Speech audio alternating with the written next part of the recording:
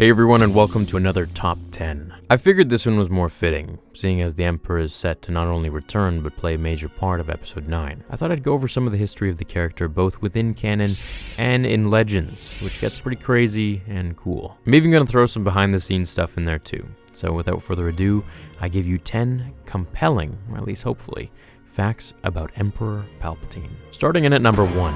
Palpatine is Anakin's father. When George Lucas was crafting the earlier drafts of Revenge of the Sith, he wanted Anakin's fall to the dark side to mirror the opposite path Luke took in the original trilogy. Instead of the ambiguity and controversy of his virgin birth that we got in the final film, Lucas intended to reveal that Palpatine, using the knowledge he had learned from Darth Plagueis to manipulate the Force and create life, had conceived Anakin with the dark side. Shmi Skywalker had been so chosen by the Sith to host the perfect being. In essence, Darth Sidious was Anakin's father. So where Luke had refused to join his father in the dark side and had in fact ultimately succeeded in bringing him to light, to mirror that, it was the revelation that would push Anakin to join Palpatine, to join his father in the dark side. But in the end, Lucas favored the ambiguity of his origins and instead made it Anakin's love for his wife as what drove him fully to join the Sith. However, in the original Revenge of the Sith script, it is written that Palpatine even reveals to Anakin that he is something like his father. Now, in the new canon comic series of Darth Vader, when Vader attempts to save Padme through the dark side, there is a scene which hints strongly, and I mean very strongly, that Palpatine is indeed responsible for his creation. Maybe they'll reveal more in Episode 9 and in the future. Number 2.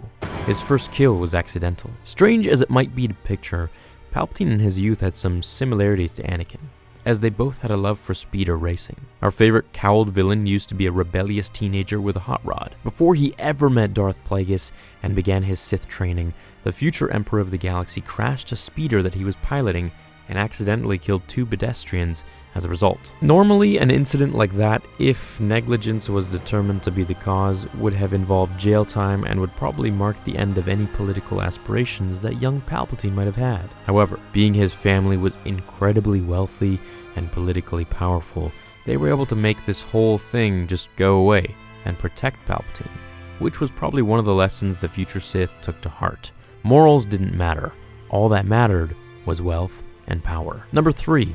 He had a plan B for his own death. Ian McDiarmid, the actor who portrays Palpatine, had stated that he and Lucas have had multiple conversations about the Emperor's fate after Return of the Jedi. And according to McDiarmid, the Star Wars creator insisted that Palpatine died on the second Death Star. Whether Lucas was being truthful or not, with the trailers to Rise of Skywalker, we now know that that's no longer to be the case. In the old Legends material, the Emperor was brought back as a clone, but in the new canon, even before the upcoming movie, as was revealed in the Aftermath trilogy books, the Emperor had a contingency plan after his death. In order to ensure that the Empire and its enemies did not outlive him, should he ever perish, after the Battle of Endor, the evil monarch had arranged for an AI program to activate and communicate with key Imperial personnel through droids wearing red robes and projecting holograms of Palpatine's face. Now, through these droids, he activated Operation Cinder, which ordered Imperial forces to use specialized satellites to target various worlds loyal to the Empire, including Palpatine's home planet of Naboo,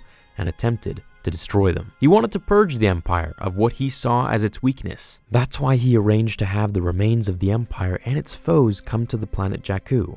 The idea was for the weakest fighters to be destroyed along with the planet, leaving only the strongest left to rule a new empire. Simultaneously, while the Emperor had arranged for this scourged Earth approach, there was another part of his contingency plan being carried out in the unknown regions. He had sent many of his forces into this unexplored section of the galaxy to secretly rebuild the Empire. It was presumed that this is what led to the formation of the First Order, but with the new film, it looks like the First Order is just as surprised to see Palpatine as the Resistance. Number 4. He was not originally a Sith. There is a certain myth out there that George Lucas had the whole saga figured out from the get-go, before he started filming. In reality, he had a notion and a vision of what he wanted from Star Wars, but the details were more vague. Now, as I've shown you in previous videos that went over some various depths of rough drafts that George had for the films, you guys got to see this. Originally, the Emperor was just a corrupt politician who Lucas modeled after previous presidents. he wasn't a Sith. When it occurred to George sometime between the release of A New Hope and pre-production on The Empire Strikes Back that Anakin Skywalker and Darth Vader should be the same person, that is when he began to develop the Emperor's backstory just a little bit more. Vader's fall to the dark side took on a greater importance, and so George reconceived the Emperor into a Sith who rose to power, in part because he had been able to seduce Anakin to the dark side. These were the very concepts that would be blueprints for the sequels. But yeah, the next time you watch Episode 4, just keep in mind that Vader isn't Anakin at this point. Obi-Wan didn't lie, and the Emperor isn't a Sith. He was more like a puppet that Grand Moff Tarkin had manipulated into disbanding the Senate, leaving the head of the Death Star as the ultimate power in the universe, though Vader might have protested that. Number 5. In Episode 1, he was actually the Apprentice. Now, this may or may not be true anymore, but in Legends, when the events of the first prequel movie takes place, Sidious's master, Darth Plagueis, is still very much alive. He even actually makes a strong attempt to go and meet little Anakin, going so far as speaking to Padme's handmaidens. I've made a video on that, so you can check that out as well. This would make Naboo's esteemed senator Palpatine his apprentice. So what about Darth Maul? Well, his existence was a clear violation of the Rule of Two, a violation Plagueis tolerated, as the Zabrak was trained more to be a Sith assassin than a true master of the dark side. But, of course, he's still a Sith. Now, this kind of raises the question as to whether Maul was ever intended to be a true Sith Lord or not. Even if he had killed both Qui-Gon and Obi-Wan, would Sidious have trained him to be the actual heir of the Order? If it turns out that both Palpatine and Plagueis are behind the creation of Anakin, then clearly the Sith assassin was always just meant to be a means to an end. Regardless, probably around the same time that Duel of the Fates was taking place in the film, across the galaxy on Coruscant, Sidious managed to kill his master in his sleep, taking on the mantle of Dark Lord just as he was about to lose Maul to Obi-Wan's lucky strike. So the Sith went from 3 to 1 very quickly. Number 6. The first actor to play the Emperor was actually a monkey. During the production of The Empire Strikes Back, Lucas, his director, and the writer faced an interesting challenge. No one had ever seen Darth Vader without his mask on. So, what did the face of a Sith actually look like? They determined that the Emperor should be mysterious and creepy. So, the production team came up with an innovative, if slightly unusual, solution to how they would design the character. They filmed an older actress in heavy makeup and superimposed the eyes of a chimpanzee over her. The combination of the aged woman and the primate eyes gave the figure an unnatural and haunting feel. Added to that, the vocal talents of Clive Reville, who dubbed the Emperor in his first scene, and Lucasfilm had managed to Frankenstein together their first unmasked Sith Lord. Number 7. He turned the Jedi Temple into his palace. Following Order 66, Palpatine decided to renovate the former stronghold of his enemies into his own personal palace. This allowed him to have direct access to the Jedi archives, where all their history and knowledge was stored, knowledge the Dark Lord could then do with what he pleased. Perhaps he also chose the temple because of the Jedi's hubris. The Lightside champions had long ago selected the specific site to be the center of their power because it had been the location of an ancient Sith shrine. Yeah, they built the temple around the shrine to hide or neutralize the dark side energy that swirled around it. But ultimately, it had been that very shrine's dark side energy that Palpatine had manipulated to aid him in clouding the visions of the Jedi, which severely diminished their ability to see the future, and they were therefore unable to foresee the devastating outcome of the Clone Wars and their own destruction at the hands of the Sith. Number 8. His scarred face might have been his true appearance all along.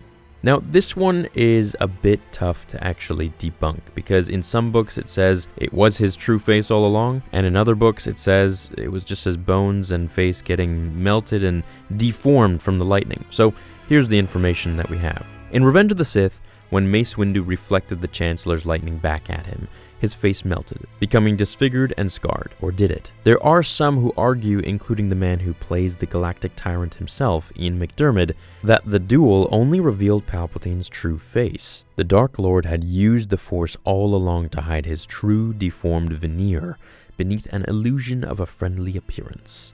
He chose to let the disguise drop during his confrontation with Mace Windu, so he could finally face the Jedi in his true form, as the time for the Sith to hide was truly and finally over. But also, so he could use the scars as proof of the Jedi's attempted assassination on him and gain the galaxy's sympathy to justify his actions against their order. Now see, I really like to believe the fact that Palpatine's lightning was reflected back onto him and it melted his bones and his face and disfigured him. Lightning alone. It wasn't his actual face that looked like this originally. However, I kind of also buy into this theory because if that's the case with the lightning, then why did his fingernails turn all dirty and longer? Why did his teeth become so decayed?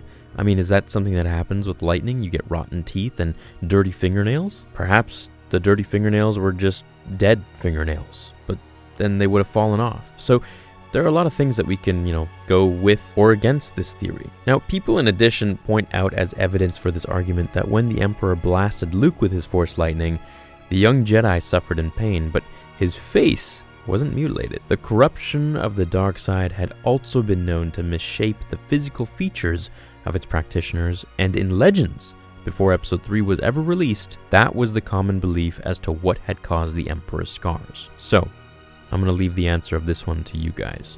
What do you think? Number 9.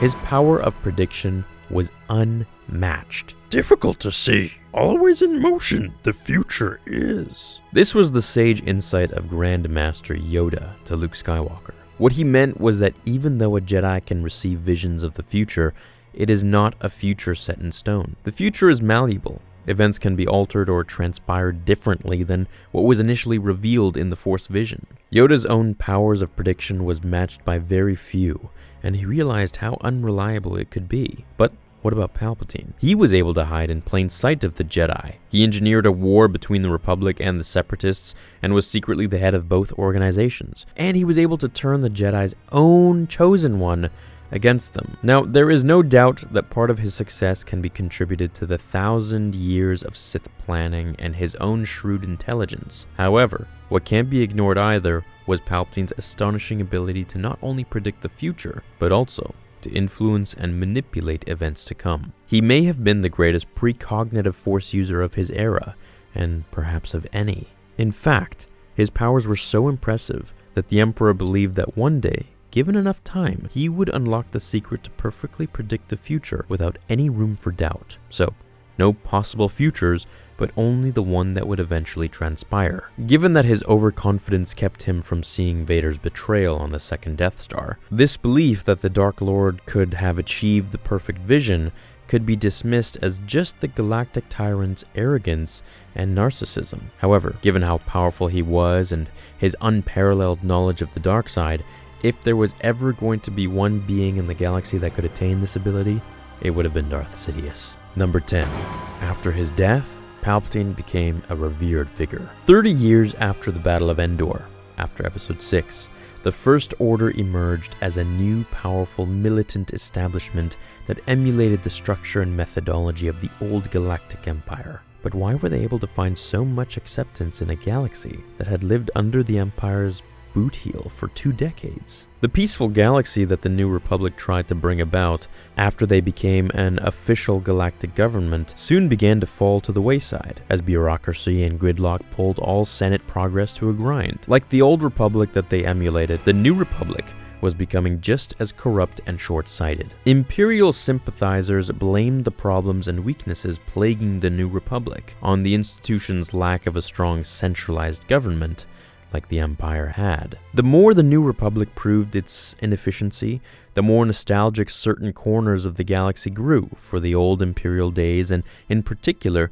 for the man who led it. Though Darth Vader remained a notorious hated figure throughout most worlds, a number of these centrists considered the late Emperor to have been a wise, if flawed, leader, someone who never let political squabbles prevent him from taking action. It was these sentiments for the old days and the growing imperial influence in their government that caused the New Republic to sign a non-aggression treaty with the First Order when they first emerged from the unknown regions. Instead of recognizing the threat they posed immediately and taking direct action, the New Republic's political delinquency left them vulnerable and unprepared for the Starkiller base attack on their capital planet of Hosnian Prime. And no, for those of you who may have thought that it's Coruscant that was one of the planets to blow up in A Force Awakens, it wasn't. Now, as we know from the Rise of Skywalker trailer, the Emperor isn't dead. Perhaps the film will shed some more light on what happened in the galaxy between the original trilogy and the new Disney Star Wars films. It's possible that Palpatine was orchestrating events behind the scenes